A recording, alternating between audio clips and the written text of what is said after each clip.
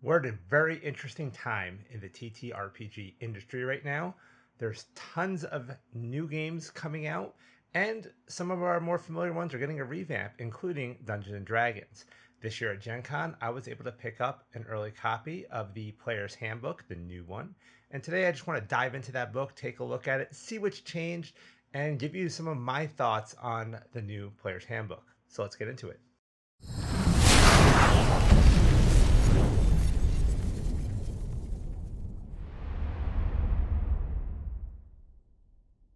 Hello, everybody. I'm Joe, and this is the GM Toolbox, your go to place to get all the tools you need to enhance your TTRPG games.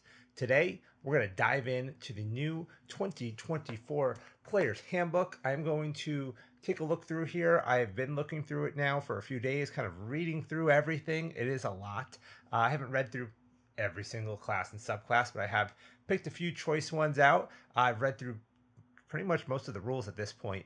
I haven't gone through every spell because, again, a lot, but I did go through and take a look at some things that have changed, some things that are the same, some things that have been rebalanced, all the things. So I want to give you my feedback because I've been very, I don't know, disenchanted by Wizards of the Coast in the past, year and a half or whatever it's been since the whole OGL thing. Like many of you, I have been making a fairly significant push towards Tales of the Valiant from Cobalt Press. I like that system a lot. I've already reviewed it. I'm probably going to be doing a more in-depth look at some of the stuff in that book. And I do want to maybe do a series here where I'm going to be comparing specific classes, subclasses, things like that out of the 2024 Player's Handbook and comparing it to the Tales of the Valiant version and kind of give them a little head to head. Let's see what we like better. What are the pros and cons of each? Because surprisingly, maybe not surprisingly, but I was surprised to find there were quite a few things in here that I actually did like. There were many things I didn't, but overall, I was I was pleasantly surprised with many aspects of the 2024 Player's Handbook. So I want to kind of go through some of those with you now. Let's take a look. Now, as much as I want to just kind of flip through this book and show you all sorts of things in here, I can't. As most of you know by now, there have been YouTubers have had videos taken down, stuff like that, for showing too much of the page. So even when I do open it up like this, I'm going to kind of cover it a little bit so we can't see the whole page. But I'm going to go through some of the points that I've noticed. I took a bunch of notes and things like that, things I wanted to kind of call out. I want to start off with maybe one of the most important aspects for me, and that is art. The cover.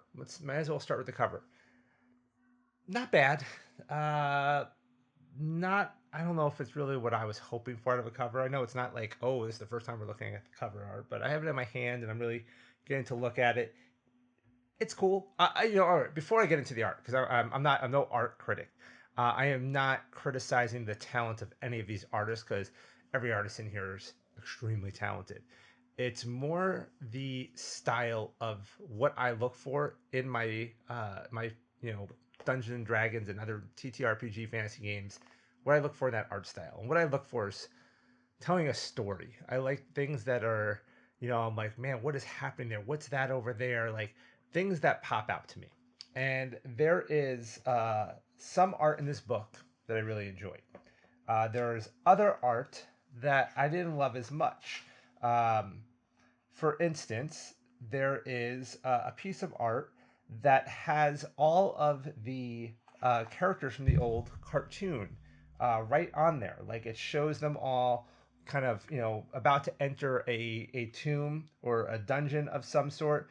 And it's really a cool piece of art. The other thing you'll see is a lot of the subclass, every subclass pretty much has its own piece of art. So like every subclass you see is going to have art for it. And every class that you see is going to have a piece of art. So I do like that.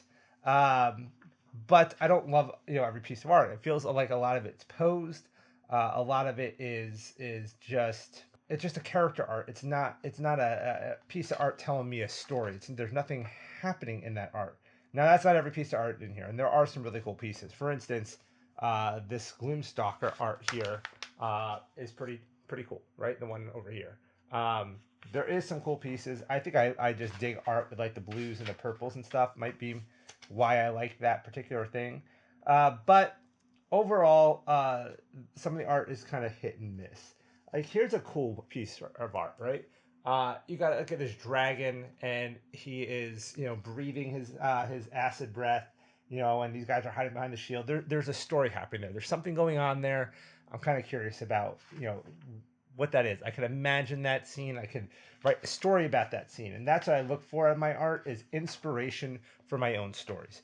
So art is some cool, some meh, but they give you a lot of it. That is one thing I will say is there's a ton of art in this book. Even when we get into like equipment, this was one thing I loved, and actually Tales of the Valiant did this as well. I think I'm safe showing this page, but uh, they show you like every piece, or every weapon in here, and every armor. They give you like full images of the armor, and I love that because it's like, well, what does that look like? Like I think those kind of tools are useful, and that's something I'm glad they did. So let's get into some of the other content of the book. And I'm not going to flip through it too much because, I don't want my video get taken down. So, uh, the biggest thing I've noticed, and probably the most positive thing about this book, is the clarity of the rules. I feel like they've done a very good job going through and writing out the rules in a way that I understand the rules is written very clearly. I don't have to, you know, do some rules learning and deduction to kind of figure out what do they mean by this.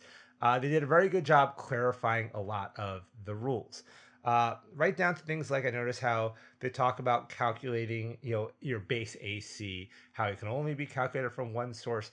We know this, but as a newer player might be sitting down, they're like, well, hold on, if I cast mage armor and I have armor, like what happens?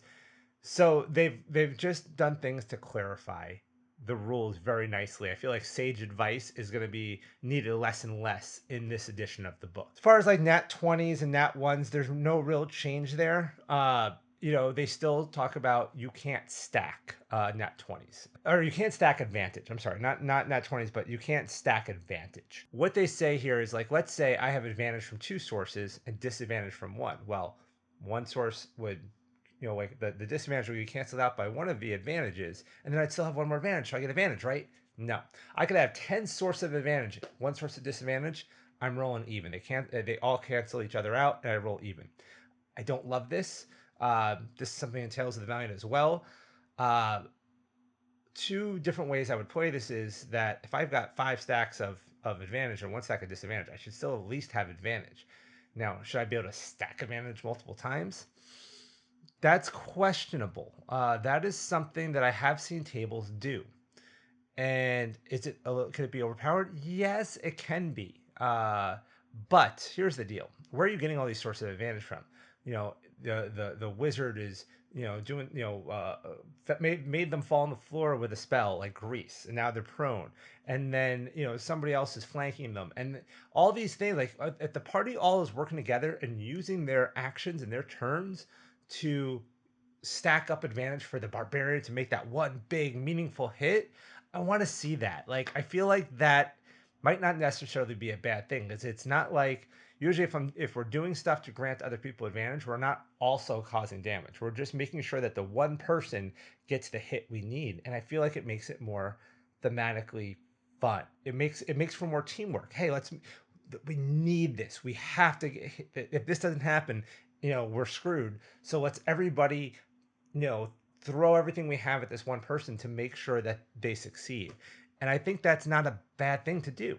So I feel like stacking of advantage and disadvantage could be um, a positive thing. Again, this is a house rule now. When I first really started thinking about this, it was when I was reading Alcanar's Almanac of All Things from the Dungeon Coach, who's making his own system now called DC 20, which definitely recommend you check out because it's cool.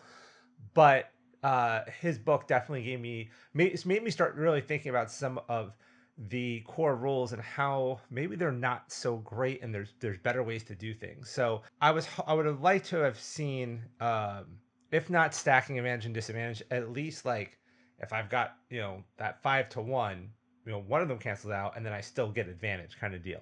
So that's my thing there. Now they replaced inspiration with heroic inspiration, which basically rather than rolling with advantage like inspiration did, or some tables maybe they give you a D6 or D8 to add to a D20 roll later depending. Heroic inspiration basically lets you re-roll a D20. So if I have heroic inspiration and I'm going to make my attack and I rolled a 5 after modifier is an 8, I miss, I can go and use my heroic inspiration and re-roll that, and I take the results of the new one. Cool, not bad. I kind of like it. It's basically like luck. Um, or I should say it's like lucky, like the lucky feat. Now, I think I still am more in favor of the luck system from Tales of the Valiant, which watch my video on Tales of the Valiant, but essentially, every time you miss, you get a luck point up. You can have a maximum of 5 luck points, and you can use those to add +1 to any D20 challenge, or you can use 3 to re-roll, like kind of like a heroic inspiration. A little more versatile, and it's a fail forward system. So every time I do something, something doesn't succeed for me, I have a better chance of succeeding next time because of it, and I love that system. Tool proficiencies. Okay, this was kind of cool. I liked what they did here, and I don't know if this was really a thing in the 2014 Player's Handbook or not, but they definitely clarified it here at the very least. In that, if I am proficient in a tool and a skill that I can use together to achieve a goal, I can have advantage on my roll. So, sleight of hand can apply towards lockpicking. And this might not be the best example because thieves' tools have somewhat specific rules, but I can't think of a better example at the moment. If I'm proficient in sleight of hand and I'm proficient in thieves' tools, I can combine those. I'd add my proficiency bonus to my roll one time, but I would roll with advantage. So that's definitely a good rule. It's definitely a good clarification of the rules at the very least. Definitely like it. They did make healing potions at the very least. They did make taking a healing potion a bonus action. Baldur's Gate 3 is popular, guys, and people like that. Now, at my table, what I say is taking a potion is a bonus action. However, if you use a full action to take your potion, you heal to max. You don't have to roll. It's just max healing. So taking potions out of combat, max healing, and taking potions as an action in combat, max healing. I think that makes for an interesting action economy choice in combat when you can say, well, I can do this as a bonus action, still get my attack in, but if I take it as a full action, I'm guaranteed to heal up more. And if I'm really low, maybe that's the right move. They also do say that you can feed a potion to an ally as a bonus action. Don't love that. I feel like if you're feeding it to somebody, that should be an action. And that's how I would rule it at my table, regardless of what the book says. So there was another kind of thing there. Another cool thing they did. Here's another positive. I'm kind of covering a lot of the positives here, but I'll get to some of the drawbacks here soon. So another thing I really liked was the hide action. We're sitting there at the table. The rogue's like, okay, I take my attack. I'm gonna cunning action hide. Cool. Okay, roll stealth check. And then I'm like, all right. So he rolled an 18. All right, great. Now what? Do I have to roll perception for every enemy at the table to see if they, see them or not, or do I just look at every enemy's passive? What if there's a lot of enemies? Kind of wishy-washy on how that was supposed to work. So what they've said now is we just do a DC 15 stealth check. If you succeed your DC 15 stealth check, you are hidden. Then on the enemy's turn, if they want to spot you, they have to make a perception check with a DC equal to whatever you rolled on your stealth check. So if you rolled an 18, DC 18 perception check to spot you. Very nice clarity of the rules. Regardless of if I'm playing my D&D game or my TOV game, I will probably use something like that because I like that rule. All right, surprise rounds. This changed. This is an interesting one. I don't know if I love it, but keep in mind it's almost a little hard to house rule this back to the old way because certain class or subclass abilities you play into this rule here.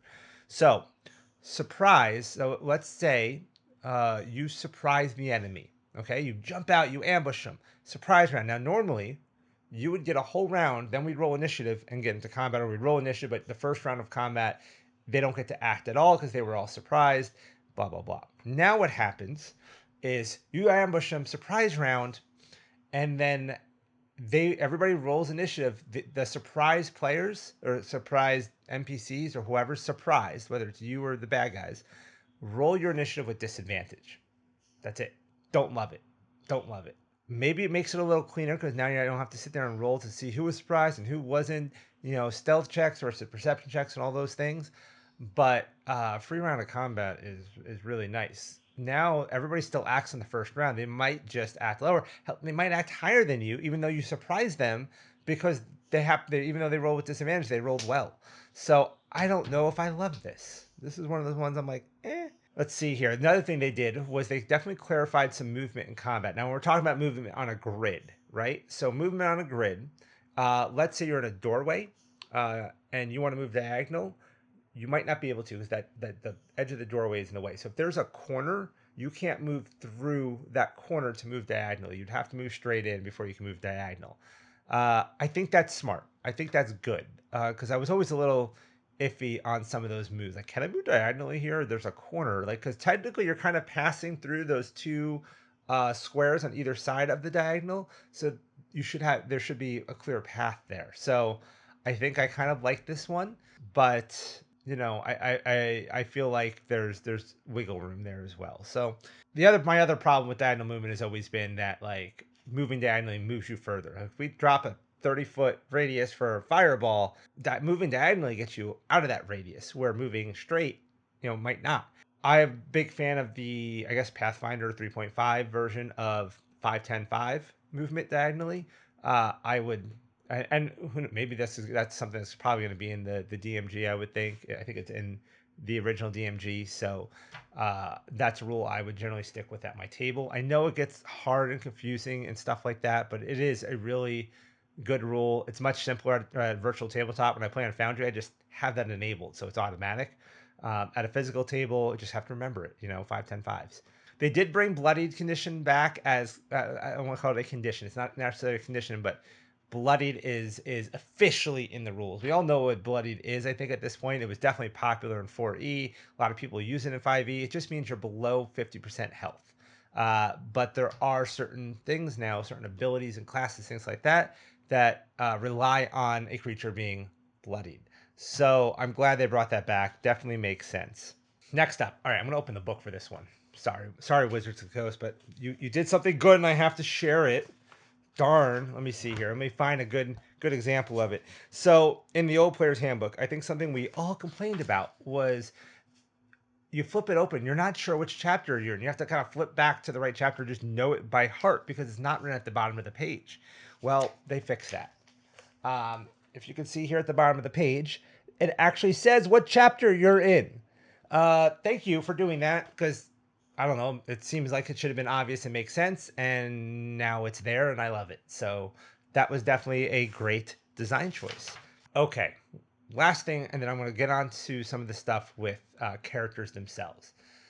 The best thing about this book, it's in the back of the book, and if you watch any other reviews, I am sure everybody talked about it. It's the rules glossary. Okay, there's a rules glossary back here, and it's just this nice alphabetical thing with the rules with a description of it. Ally. A creature is your ally if it is a member of your adventuring party, your friend, on your side in combat, or a creature that the rules or the DM designate as your ally. Area of effect, armor class, armor training. Like it's alphabetical. Everything is back here. Challenge rating. Like it's just a glossary of rules, alphabetically, easy to find, wonderfully done. Probably the best design choice in this entire book. That and the fact that, oh yeah, chapter 1 is the rules on how to play Dungeons and Dragons, not how to create a character. So that was another big, great, wonderful thing. It can't show you the book, sorry guys. Right here in the beginning, the very first chapter is the rules to play. That's how it should be. Welcome to adventuring, using this book, World of Adventure, and then right here, chapter 1, playing the game. Wow, like that just makes sense. That is probably one of my favorite things about the book as well. All right, characters. Let's get into some character stuff. So, class has got some redesigns. Backgrounds got some redesigns. Race is gone. It's now species, which I'm not going to get into a whole controversy, which would be race or species. Species actually makes sense. I have no problem with calling it species because that's technically what they are, different species, not different races. So I like some of it. Don't like all of it. For one, um, things like half elf and half orcs are just gone. They don't address it. They don't even give you a guide on how to make them. Now, yeah, it's backwards compatible. I can just go ahead and grab my old player's handbook and pull up a half elf or a half orc. That's fine. I'd have to disregard a couple things here and there. But I would have liked, rather than saying just ignoring those, I would have liked a guide on how I can combine any two species into a new species. If I want an elf dwarf or a halfling human, um, I would have loved a guide on how to create those, and we don't have that. So that was kind of disappointing. Um, Now, Tales of the Valiant, same thing. They don't have half elves. They don't have half orcs. They don't they didn't do that. But the way they did their species is, rather than there being a race or species or whatever, they did the lineage and the heritage, where the lineage is essentially your species. So what are my genetic innate abilities I have for being an elf, and then my heritage are what are my learned abilities from my upbringing. If I was an elf raised among humans in the city, it's going to be very different than an elf raised among elves in the forest. So you can pick and choose and combine and make these different cool characters. On top of that, though they didn't give you a guide per se on how to create half lineages, like combine two lineages, it's quite obvious that it's just picking a couple of the abilities from each side.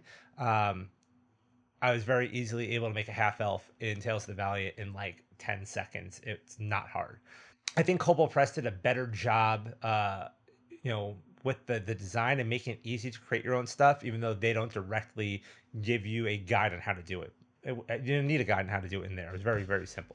Okay, character time. Now, I do plan on doing a whole series where I'm going to compare characters from the 2024 Player's Handbook to the Tales of the Valiant Player's Guide. So I don't want to get too deep into it, but I went through two classes that I just wanted to take a look at, and I'll kind of share some thoughts with you on that. The first one was the Barbarian. I chose the Barbarian because it was the first one alphabetically, and it's the first one I looked at. So with the Barbarian, really every class now. Let me go over classes in general. First off, the Artificial did not make it into the player's handbook. It is still not core, which means it's probably not going to be in the new SRD. Sorry, everybody. Third parties still won't be able to produce Artificers in 2024 D&D. Can we not call it? Can we just call it 5.5? Is that okay? I don't know. I bought my copy. By the way, just so we're all clear, I bought my copy at Gen Con. This is not a press copy. This was not a review copy. I got a ticket, stood in line, and paid the $55 or whatever it was for this book. I don't have any instructions from Wizards of the Coast on what I can and cannot say. So 5.5. Sorry, guys. That's what it is to me. And that's fine. It's not a bad thing. That's just what it is. Anyways, no artificers, right? They everybody now gets their subclass at level 3. I think we all knew that from the UA, but just to confirm that is how it landed. They did this really cool. Let me see if I can find this page real quick, because this was another cool thing they did. Let me get to the beginning of the characters chapter. So they have a little table, and Tales of the Valiant actually did this too, but it does look very nice in the player's handbook.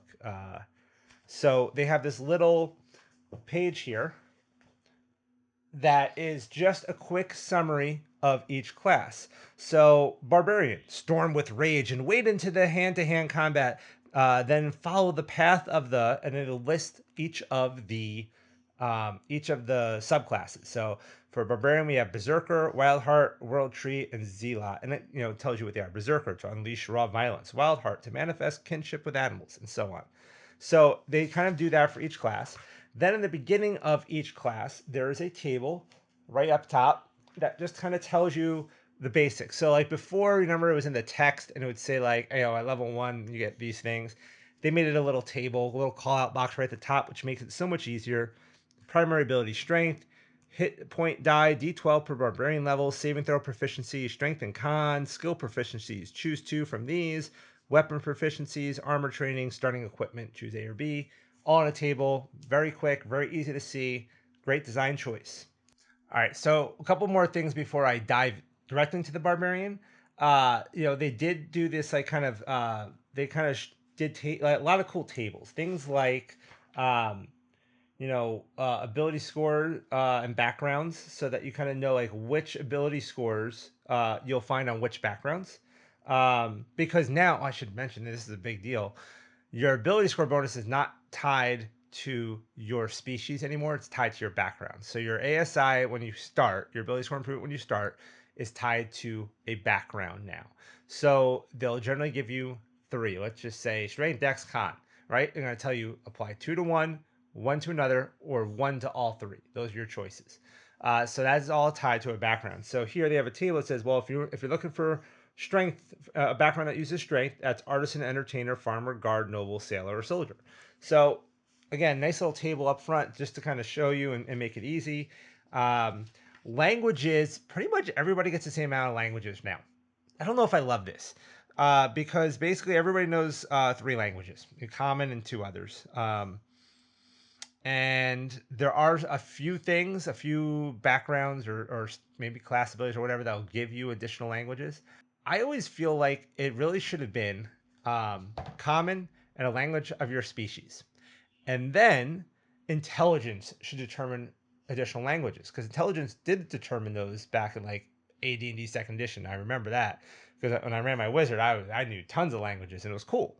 Um, I do use a house rule that you can learn additional skills, like languages or tool proficiencies equal to your intelligence modifier.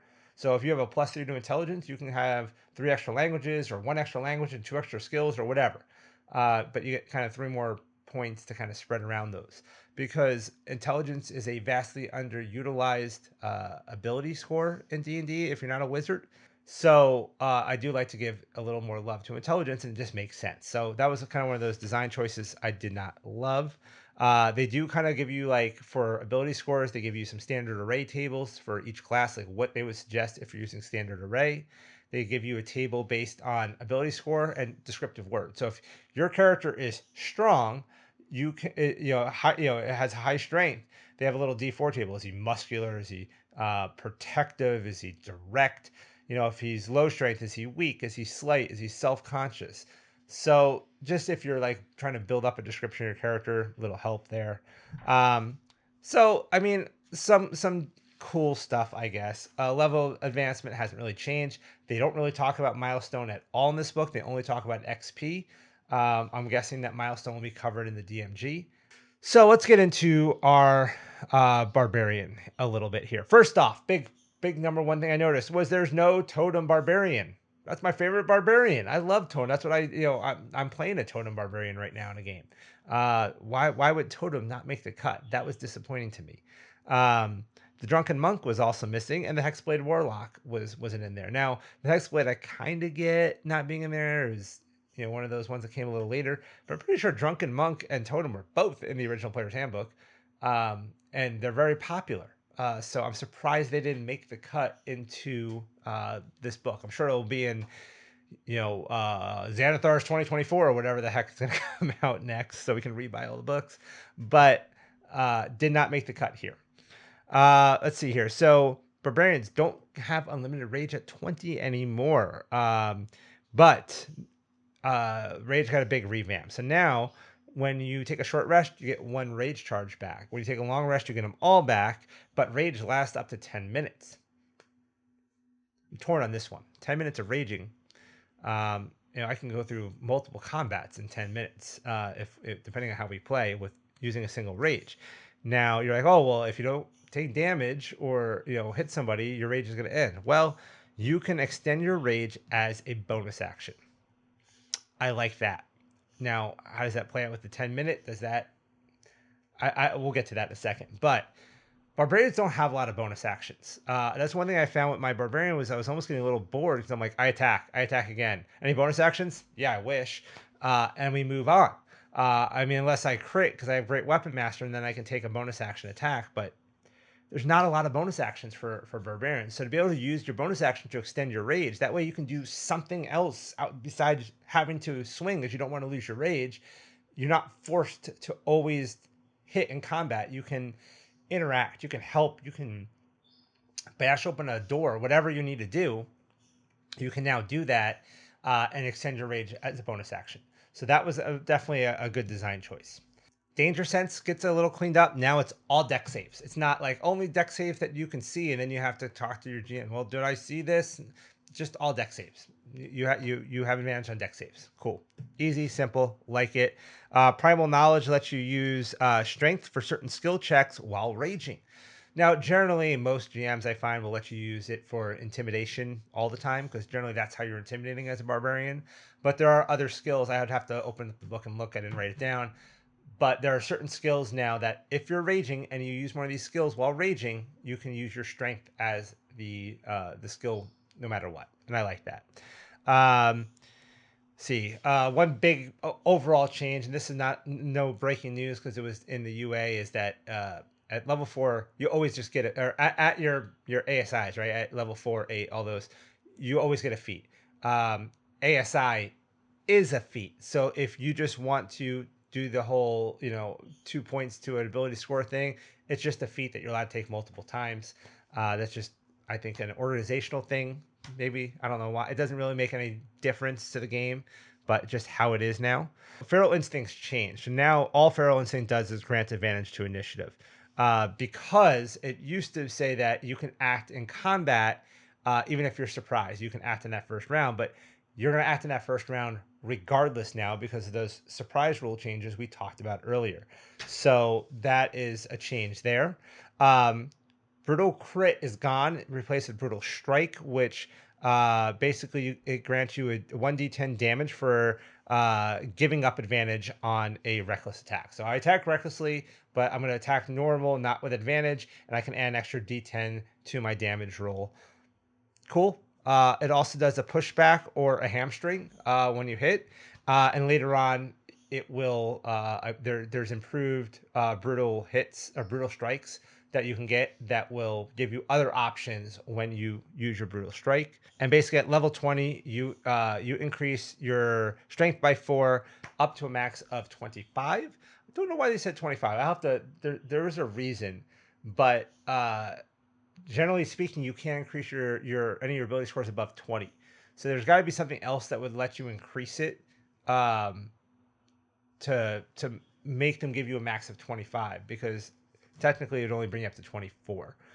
So I'm not 100% sure on that one. I'm sure there's something that I'm overlooking, but that's basically the barbarian. Now, I didn't dig into barbarian subclasses. I'm going to in another video. I just kind of wanted to give you an idea of some of the changes to the barbarian. But the other class I kind of want to touch on was the ranger, because the ranger is better.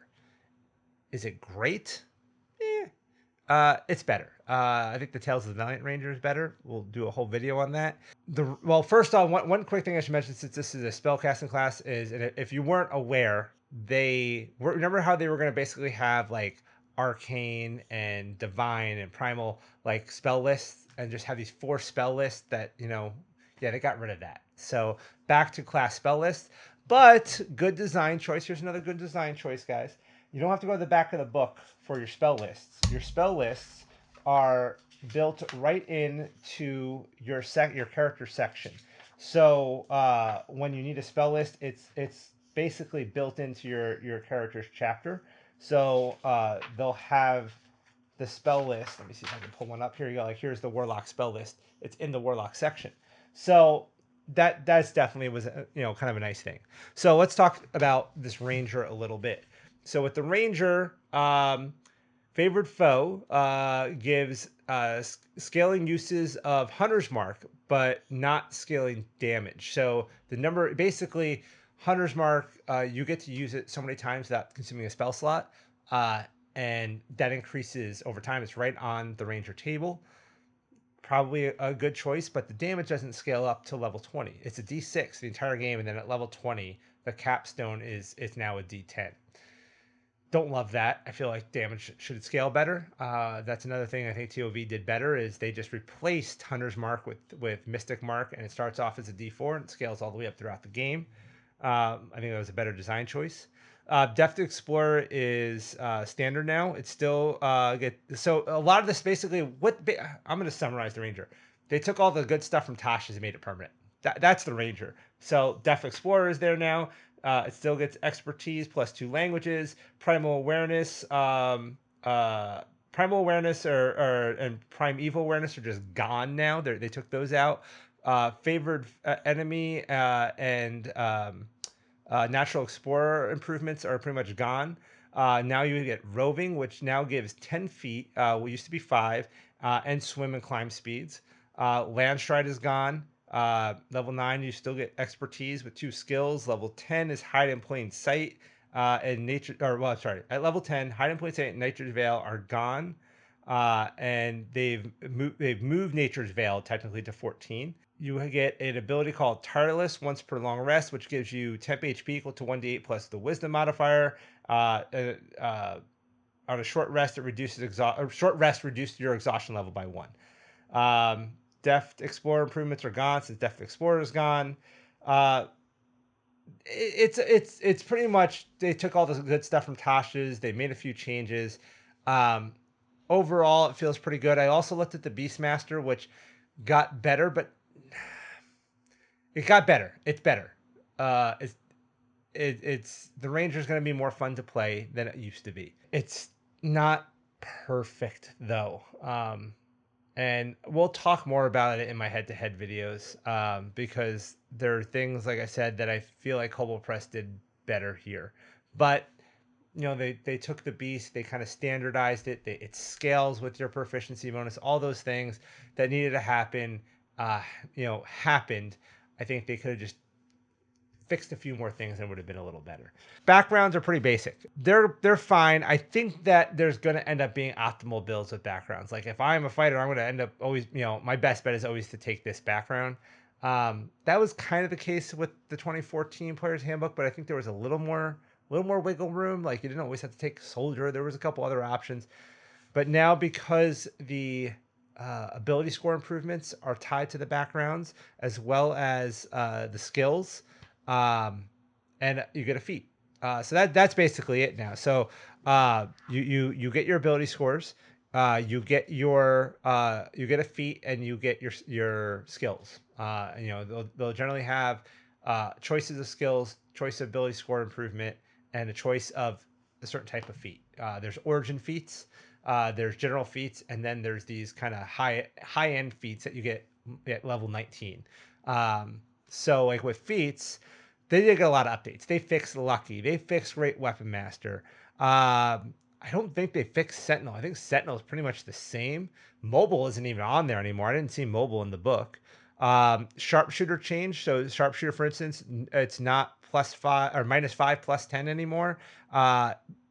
But now that you can shoot somebody at point blank without disadvantage.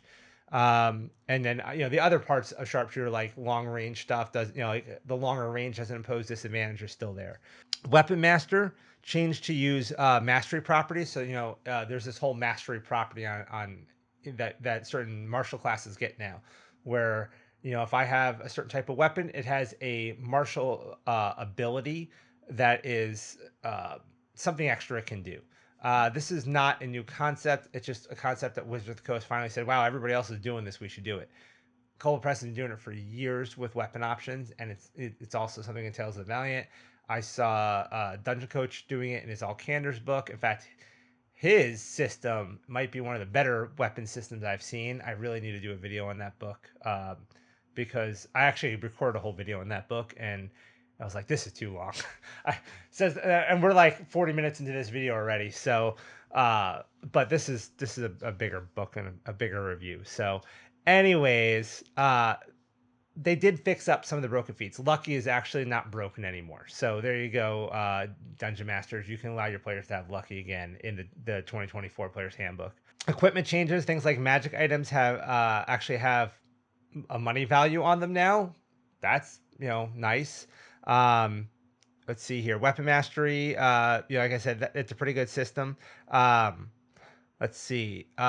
I talked about the images of the weapons and the armor and stuff like that already.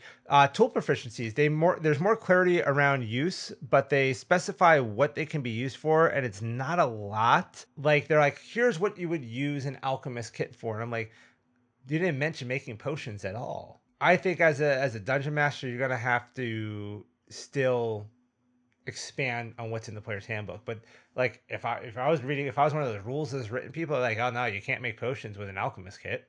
You can actually they do specify herbalism kit is what you use to make healing potions. But like, what if I want to make a potion of speed? Can I do that with an alchemist kit? Doesn't say I can. So I think they could have maybe done a better job around that. Identification of magic items still sucks. We don't have an identify spell. Oh no, let's sit down and take a short rest. Now I know everything about this magic item. I'll never like that rule, and I'll never allow it in my game. I have my own system I use for that involves Arcana checks. Then there's spells. Obviously, like I think some of the bigger things. There are a few new spells. Like there's this Tasha's cauldron or bubbling cauldron that allows you to like make potions, and like it's like a potion vending machine. You can get a bunch of potions out of it. Super cool spell. I think the best thing is the improvement to the healing spells. Like Cure Wounds is now 2d8 at level 1, and when you cast it at second level, it's 48 and then 68. So all the improvements to the healing spells, fantastic. Tales of Valiant did not do that, but I do it in my game, so that's happening. Probably one of the best improvements I think I saw in there. So, all of this said, this book is chunkier. It is 380 something pages, so it is bigger than the Old Player's Handbook. Um, we will see if it holds up better than the Old Player's Handbook did. Because my original Player's Handbook fell apart, and Wizards of the Coast did send me a new one. To their credit, they sent me a new one. But I've always felt like the third party publishers make better quality products, like as far as physical quality has always been better. So we'll see how this one holds up over time. I will put it through the rigors. Um, my overall feelings, my like, if I had to summarize the 2024 Player's Handbook, it is better than I expected, not as good as I hoped. I was really hoping for some more stuff, um, but like I said, clarifying the rules was big. The rules glossary is fantastic. Um, some of the class changes are good, some of them not. Um, do I like the way they did backgrounds? Yes and no. I'm not sure if I love the ability scores being tied to the background. I would honestly rather just say, here are your stats, add 2 to 1, 1 to another, or 1 to 3 of your choice. Done. Like it doesn't need to be baked into a background that ties your hands more. And I feel like they're trying to make it more open. So let's make it more open. Now I know a lot of people feel like those abilities should be tied to race species. Back in the day, it was like I think dwarves had like -1 to Dex. Like there was negative ability scores with certain species. So I know some people feel that way. I'm not one of them. I'm fine with making a character that's fun for your table. So if that's putting your ability scores where you want them, do it. Who cares? That's like the least of my concerns. So I don't know if I love that design choice, but whatever, it is what it is. I do like that there's feats now. Like feats are more prominent. Everybody gets a feat at level 1. Love that. Moving to backgrounds having feats, I think is smart. That whole thing about like every background had this thing that they can kind of do, but it wasn't very useful a lot of the times. By just saying here's a feat, it's just better. I think that's a good choice. They also kind of took out like the trait tables, like what's my traits, my flaws, my bonds. That's all gone. Not to say that you can't still do that. I still am a big fan of like Xanathar's like build a background guide where you go through and roll these tables and stuff. I think that's a better way to build a background because you can, assuming you want to make it random, right? You can kind of roll these different things and inspire you for a story. So some changes. I am curious about what the Dungeon Master's Guide will look like. I am curious what the Monster Manual will look like. I mean, we do get a preview in the back here because we do have some monsters in the back of the Player's Handbook, just like before. Stat blocks. I'm going to block some stuff, but just so we can kind of see here what stat blocks look like now. They look a little different. Like they basically say, like, here's the strength, here's the mod, here's the save. They put all three of them right there on the top. Uh, you know, they're very clean. I think they're very easy to read.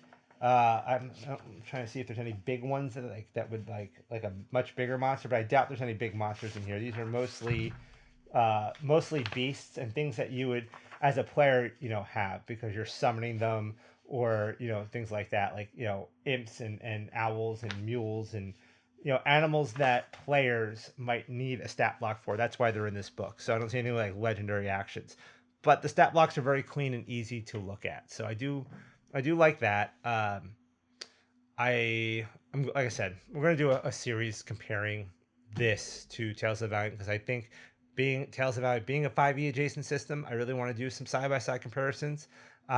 Overall, I lean towards TOV being better in aspects at the table. Definitely in character creation. Definitely better in character creation, but there's some good stuff in here. The layout of this book is nice. So if you are not even interested in a 5e adjacent system like TOV and you're really just going to stick to D&D, is the 2024 Player's Handbook worth it over the 2014 Player's Handbook? Yes, it is. It is. There's clarity in the rules, improvements, things like that. Um, some of the improvements to the character classes. I think overall, if these were my only two choices in the world, I would probably choose the new one. Um, do you need it? No, no, you don't. I think that the SRD will probably cover the rule changes, and then you can stick with these classes if you really wanted to. Um, so it's not a make or break, but if you're a new player coming in or whatnot, yeah, the new player's handbook is done better. So and that's probably a good thing because if it wasn't, that'd be really bad. So that's my thoughts on the 2024 player's handbook. I know this is a long video. Thank you for sticking with me through the whole thing. Thank you for coming on this journey with me. And there's more to come, guys. I got so much stuff after Gen Con to talk about and ideas and products I want to review for you, not just Tales of the Valiant stuff. Stuff from a few other publishers that have been hitting me up that want me to kind of go over some of their new stuff. So lots more to come from the GM Toolbox. So that's it for today, though. And until next time, roll those dice.